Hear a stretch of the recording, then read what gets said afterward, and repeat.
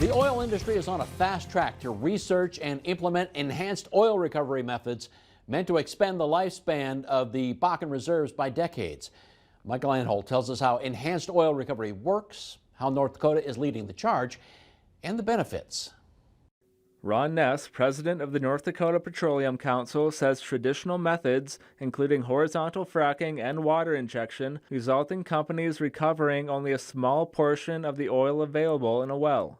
Out of every 100 barrels of oil in the ground, we leave 85 of those barrels with existing technology. Enhanced oil recovery methods like injecting steam, chemicals, or carbon dioxide are being implemented through pilot programs. The techniques we're looking at are things like huff and puff, where we inject CO2 or rich gas into a well, let it interact with the oil, move into the fracture network, and then after some period of we call it soak time, we produce that back.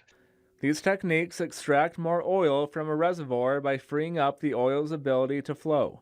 According to Gurecki, the methods are also environmentally friendly with the ability to produce nearly carbon-neutral oil. But if they actually are, is up for debate, says Scott Skokos of the Dakota Resource Council, citing possible environmental impacts like the emission of more greenhouse gases, public safety concerns of CO2 pipelines, and groundwater contamination. So when you send that CO2 underground, it can potentially go into faults, contaminate groundwater and things like that. We have a pretty okay geology in North Dakota, but it's not it's not infallible. Brady Pelton of the North Dakota Petroleum Council says the state's Department of Mineral Resources has had EPA approval to conduct underground injection control programs for a number of years. Also, he says injection of these fluids, as with those used in the hydraulic fracturing process, requires at least 4 layers of protection through all drinking water zones.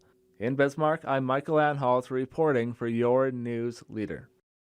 Ness says he's hopeful that enhanced oil recovery methods will become more common in the Bakken in the next 2 to 4 years.